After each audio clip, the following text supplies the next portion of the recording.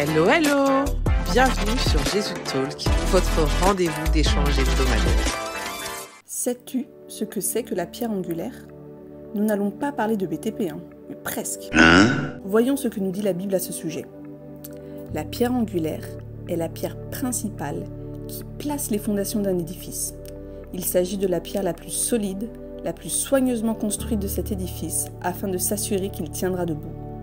Une fois la pierre angulaire posée, elle devient la base pour déterminer toutes les mesures du reste de la construction.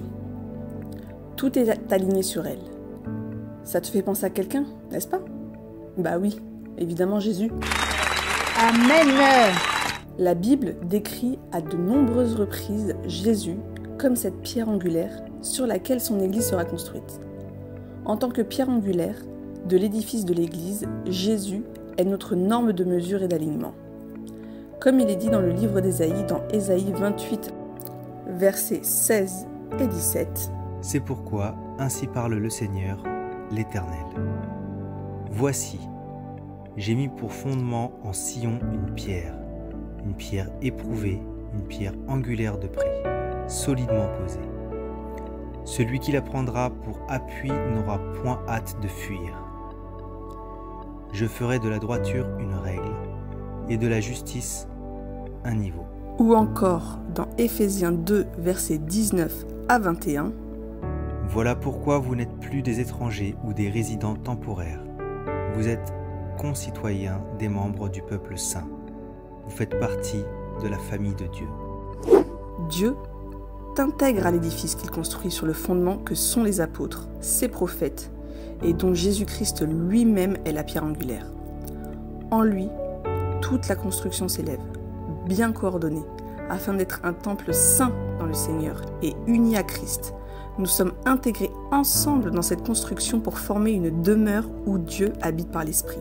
Bon, clairement loin de la définition donnée par l'Église catholique romaine, qui elle a pris l'apôtre Pierre, qui est mort à Rome, comme une pierre angulaire de son Église, à cause de ce que a dit Jésus dans Matthieu 16, verset 18. Tu es pierre, et sur cette pierre je bâtirai mon Église, contre laquelle la mort elle-même ne pourra rien. Cette phrase a bien évidemment été sortie de son contexte. En effet, Jésus parlait de lui-même dans cette phrase, et Jésus parle toujours de façon spirituelle. Ta foi, ta vie, tout doit reposer sur Jésus. Tu dois absolument tout lui remettre, car il est le socle de ta vie et la pierre angulaire de ta vie. Même si l'ennemi joue sur les peurs, le découragement, souviens-toi ce que Dieu a dit à Josué, le successeur de Moïse, car il s'adresse à toi aussi. Tant que tu vivras, personne ne pourra te résister, car je serai avec toi comme j'ai été avec Moïse. Je ne te délaisserai pas et je ne t'abandonnerai pas. Pour vivre pleinement la vie en Christ, il est primordial de la vivre avec l'Esprit Saint. Il est là, il est en toi, pour te guider, te conseiller et t'aider à faire la volonté de Dieu. Le jour où le Saint-Esprit quittera la terre, là ça sera le chaos, la fin des temps. Dieu se révélera à toutes les âmes de ce monde, quelle que soit leur croyance, leur religion, leur couleur ou leur sexe. Et ce jour-là, tout le monde verra que nous prions un Dieu vivant et qui se vit et se démontre. Car Jésus lui reviendra comme juste juge. La vie chrétienne demande de la patience. Car quand Dieu dit quelque chose, ça s'accomplira toujours. Ça, c'est sûr, c'est un Dieu fidèle. Ça peut arriver demain, dans un mois, dans un an ou même dans 10 ans. Mais n'oublie pas que le timing de Dieu est parfait. Il faut être patient et croire. Il te prépare, il fait son œuvre. Tout va s'accomplir. Et n'oublie pas, la prophétie vient toujours du sens contraire. Il y a ta part à faire aussi avec Jésus. C'est une relation. Il te laisse le libre arbitre. Ce qu'il veut, lui, c'est ton cœur et ton amour pour lui. Un amour sincère. Jésus, lui, n'est pas un marabout que l'on consulte lorsque nous avons besoin de quelque chose. Ce n'est pas un pompier. Une fois que tu décides de marcher avec Jésus, par son esprit, les signes et les miracles t'accompagnent, car tu marques la différence. Le Saint-Esprit est une personne à part entière. C'est ce qui compose la dimension de la Trinité. D'ailleurs, si tu veux en connaître davantage sur le Saint-Esprit et la Trinité, écrit en commentaire Saint-Esprit, ton union à Jésus se fait par l'Esprit, son Esprit. Tu dois donc apprendre à le connaître. Lui, il n'attend que ça. Il veut être ton meilleur ami. Il est venu sur terre pour te guider, nous guider, tous. Jésus l'avait annoncé à ses apôtres dans Jean 16, versets 13 et 14. Quand le Consolateur sera venu, l'Esprit de vérité, il vous conduira dans toute la vérité. Car il ne parlera pas de lui-même, mais il dira tout ce qu'il aura entendu, et il vous annoncera les choses à venir. Il manifestera ma gloire, car il puisera dans ce qui est à moi, et vous l'annoncera. Mais également dans Jean 14, verset 26. Mais le défenseur en justice, le Saint-Esprit, que le Père enverra en mon nom, vous enseignera toutes choses et vous rappellera tout ce que je vous ai dit moi-même.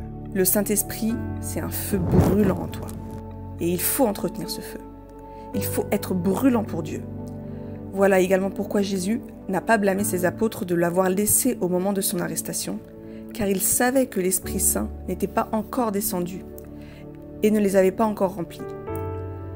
Jésus devait partir pour que le Saint-Esprit descende. On doit faire attention à ce qu'on enseigne. Il faut le faire avec le Saint-Esprit, et non par notre aisance culturelle ou intellectuelle. Tu peux avoir fait l'école de théologie, mais ce n'est pas le Saint-Esprit qui est à l'œuvre. Le jugement sera sévère pour ceux qui auront apporté la parole, qui l'auront détournée, car c'est la nourriture même des brebis de Jésus. Lorsque tu es consacré à Jésus, tu es à contre-courant des traditions, car les traditions sont la marque de l'homme et non de Dieu. Et la tradition, les religions, ne développent pas du tout la relation avec Dieu. Sais-tu ce que signifie être consacré d'ailleurs? C'est être mis à part. Alors cherche à être à contre-courant du monde, à accepter d'être isolé par Dieu, afin de pouvoir te consacrer totalement à lui et le laisser agir en toi, te briser, te transformer et te faire à son image selon sa volonté. Ce cheminement avec Dieu et pour sa gloire te donnera de l'assurance. Et quand tu as de l'assurance, tu as la foi et tu as l'Esprit, le Saint-Esprit. Prie Dieu pour avoir la foi de Job dans l'épreuve. Job, lui, n'a jamais détourné ses yeux de Dieu. Il n'a jamais tourné son dos à l'Éternel, malgré qu'il avait tout perdu. Il n'a jamais perdu la foi ni la crainte de Dieu.